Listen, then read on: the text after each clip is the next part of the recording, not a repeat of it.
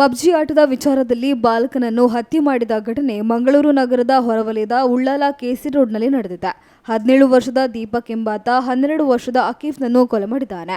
6ನೇ ತರಗತಿಯಲ್ಲಿ ಓದ್ತಿದ್ದ ಕೊಲೆಯಾದ ಬಾಲಕ ಅಕೀಫ್ ಯಾವತ್ತೂ ಪಬ್ಜಿ ಆಟವಾಡುತ್ತಿದ್ದ. ಆನ್ಲೈನ್ ಮೂಲಕ ಅನೇಕರನ್ನು ಆಟದಲ್ಲಿ ಸೋಲಿಸುತ್ತಿದ್ದ. ಆನ್ಲೈನ್ ಮೂಲಕ ಆಟವಾಡುತ್ತಿದ್ದ ವೇಳೆ ಅಕೀಫ್ ಗೆಲುವು ಸಾಧಿಸಿದಾಗ ಸಂಶಯ ವ್ಯಕ್ತಪಡಿಸಿದ ಆರೋಪಿ ಬಾಲಕ ಎದುರು ಬದುರಾಗಿ ಕುಳಿತು ಆಡುವ ಚಾಲೆಂಜ್ ಹಾಕಿದ್ದ. ಅದರಂತೆ ನಿನ್ನೆ ರಾತ್ರಿ ಇಬ್ಬರು ಜೊತೆಯಾಗಿ ಆಡಲು ಆರಂಭಿಸಿದ್ದಾರೆ. ಆದರೆ ಆಟದಲ್ಲಿ ಅಕೀಫ್ ಸೋತಿದ್ದು. ಇದೇ ವೇಳೆ ದೀಪಕ್ ಅಕೀಫ್ ನಡುವೆ ವಾಗ್ವಾದ ನಡೆದಿತ್ತು. ಇದರಿಂದ ಕೋಪಗೊಂಡ ಅಕೀಫ್ ಸಣ್ಣ ಕಲ್ಲೆಸೆದು ಆರೋಪಿ ಬಾಲಕನಿಗೆ ಮೊದಲು ಹಲ್ಲೆ ನಡೆಸಿದ್ದ. ಇದರಿಂದ ರೊಚ್ಚಿಗೆದ್ದ ಆರೋಪಿ ಬಾಲಕ ದೊಡ್ಡ ಕಲ್ಲೊಂದನ್ನು ಎತ್ತಿ ಅಕೀಫ್ ಮೇಲೆ ಹಲ್ಲೆ ನಡೆಸಿದಾಗ ವಿಪರೀತ ರಕ್ತಸ್ರಾವ ಉಂಟಾಗಿ ಅಕೀಫ್ ಸ್ಥಳದಲ್ಲಿಯೇ ಕುಸಿದು ಬಿದ್ದು ಸಾವನ್ನಪ್ಪಿದ್ದಾನೆ. ಸದ್ಯ ಆರೋಪಿಯನ್ನು ವಶಕ್ಕೆ ಪಡೆದುಕೊಂಡಿರುವ ಉಳ್ಳಾಲ ಪೊಲೀಸರು ವಿಚಾರಣೆ ಕೈಗೆತ್ತಿಕೊಂಡಿದ್ದಾರೆ. ಕೃತ್ಯದ ವೇಳೆ ಆರೋಪಿ ಬಾಲಕ ಒಬ್ಬನೇ ಇದ್ದನೇ ಅಥವಾ ಇನ್ಯಾರೋ ಇದ್ದರು ಅನ್ನುವ ಕುರಿತು ಸ್ಥಳೀಯ ಸಿಸಿಟಿವಿ ದಾಖಲೆಗಳ ಮೂಲಕ ಮಾಹಿತಿ ಸಂಗ್ರಹಿಸುತ್ತಿದ್ದಾರೆ. ಕಾಣುತ್ತೆ. ಅದಾದಮೇಲೆ ಇಮಿಡಿಯೇಟು ಪೇರೆಂಟ್ಸ್ ಕರ್ಕೊಂಡ್ಬಂದು ಐಡೆಂಟಿಫೈ ಮಾಡಿದಾಗ ಅವ್ರದ್ದೇ ಬಾಡಿ ಅಂತ ಗೊತ್ತಾಗುತ್ತೆ. ನಂತರ ಮಗುನ ಶಿಫ್ಟ್ ಮಾಡಿ ಪೋಸ್ಟ್ ಮಾರ್ಟಮ್ಗೆ ಎಲ್ಲ ಹಾಸ್ಪಿಟ್ಲಿಗೆ ಕಳಿಸಿದ್ದೀವಿ. ಮತ್ತು ಇಲ್ಲಿ ಆರೋಪಿ ದೀಪಕ್ ಅನ್ನುವಂಥವ್ನು ಮೇಲೆ ಅನುಮಾನ ವ್ಯಕ್ತಪಡಿಸ್ತಾರೆ ಕಂಪ್ಲೇಂಟಲ್ಲಿ. ಅವನ್ನ ತಕ್ಷಣಕ್ಕೆ ವಶಪಡಿಸ್ಕೊಂಡು ನಮ್ಮವರು ಇಂಟ್ರಾಗೇಷನ್ ಮಾಡಿದ್ದಾರೆ.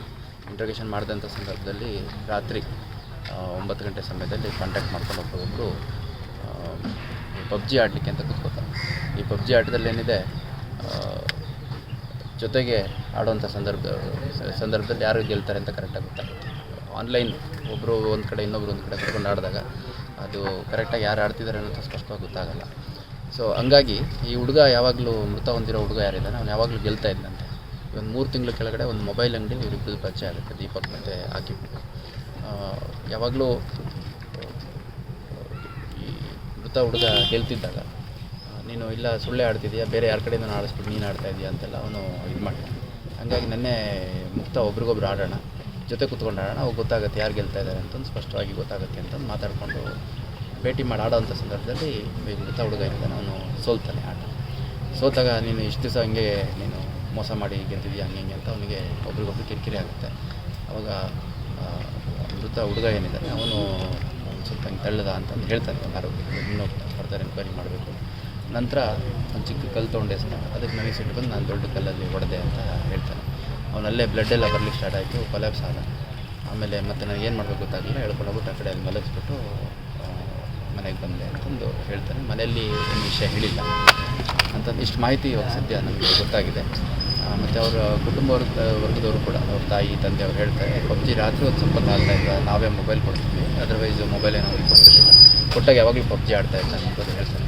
ಮತ್ತು ಆ ಹುಡುಗನ ಫ್ರೆಂಡ್ಸ್ ಯಾರಿದ್ದಾರೆ ಅವರು ಎಲ್ಲ ಹೇಳ್ತಾರೆ ಈ ದೀಪಕ್ ಅನ್ನೋ ಜೊತೆಗೆ ಆಡ್ತಾ ಇದ್ದಾರೆ.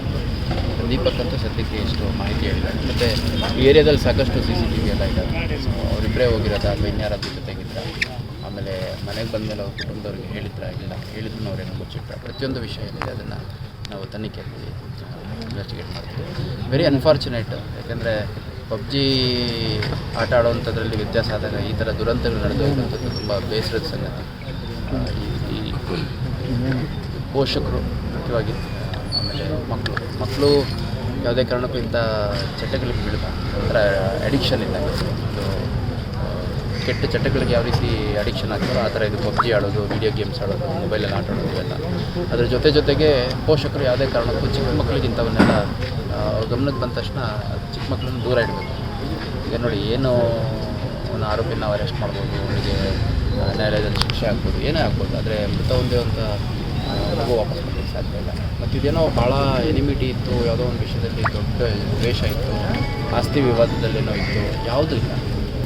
ಭಾಳ ಒಂದು ಸಿಲ್ಲಿ ಮ್ಯಾಟ್ರಲ್ಲಿ ಪಬ್ಜಿ ಆಟದ ಅಲ್ಲಿ ಬಂದಂಥ ಡಿಫ್ರೆನ್ಸ್ ಒಂದು ಮಗು ಪ್ರಾಣ ಹೋಗುತ್ತೆ ಅಂತಂದರೆ ಭಾಳ ಬೇಸರ ಆಗುತ್ತೆ. ಅದರಲ್ಲೇನೋ ಬೇರೆ ವೇರಿಯಂಟ್ಸು ಏನೇನೋ ಮಾಡ್ಕೊಂಡಿದ್ದಾರೆ. ಕಸ್ಟಮ್ ಸಬ್ಸ್ಕ್ರಿಪ್ಷನ್ ತೊಗೊಂಡ್ರೆ ಆಡ್ಬೋದು, ಈ ಥರದ್ದು ಏನೇನೋ ಇದೆ. ಬ್ಯಾನ್ ಅಂತೂ ಆಗಿರೋದು ಗೊತ್ತಿದೆ, ಅದ್ರಾಗೂ ಇವಾಗೇನೋ ಬೇರೆ ಎಲ್ಲ ಇದೆ, ಅದನ್ನೆಲ್ಲ ವೆರಿಫೈ ಮಾಡಬೇಕು. ಈಗ ಅವ್ನು ನೋಡಿದರೆ, ಫೋಟೋ ನೋಡಿದರೆ ಒಂದು 17-18 ವರ್ಷ ಅನಿಸುತ್ತೆ. ಎಕ್ಸಾಕ್ಟ್ಲಿ ನೋಡಬೇಕು, ರೆಕಾರ್ಡ್ಸ್ ಎಲ್ಲ ನೋಡಿ. ಕೆಲವ್ರು ಹೇಳ್ತಾರೆ 17 ವರ್ಷ ಅಂತಂದು. ಅವರ ತಂದೆ ತಾಯಿ ಎಲ್ಲ ಮೂಲತಃ UP ಅವರಂತೆ. UPಯಿಂದ ಈ ಕಡೆ ಒಂದು 30 ವರ್ಷದ ಕೆಳಗೆ ಬಂದುಬಿಟ್ಟು ಇಲ್ಲೇ ಸೆಟ್ಲ್ ಆಗಿದ್ದಾರೆ, ಇಲ್ಲೇ ಚಿಕ್ಕದ ಮನೆ ಮಾಡ್ಕೊಂಡಿದ್ದಾರೆ. ಮತ್ತು ಹುಡುಗ ಎಲ್ಲ ಕನ್ನಡ, ಹಿಂದಿ, ತೆಲುಗು ಆಮೇಲೆ ಮಲಯಾಳಂ ಈ ಥರ ಎಲ್ಲ 4-6 ಭಾಷೆಗಳು ಮಾತಾಡಿಕೊಂಡು ಭಾಳ ಆ್ಯಕ್ಟಿವ್ ಇದ್ದ ಅನ್ನೋಂಥದ್ದು. ಪ್ಲಸ್ಸು ಇಲ್ಲೆಲ್ಲ ಲೋಕಲಿ ಎಲ್ಲರೂ ಗುರುತಿಸ್ತಾರೆ, ಸ್ವಲ್ಪ ಶಾರ್ಪ್ ಇದ್ದಾನೆ, ಎಲ್ಲ ಈ ಗೇಮ್ಸ್ ಎಲ್ಲ ಜೋರು ಆಡ್ತಾನೆ ಮಾಡ್ತಾರೆ.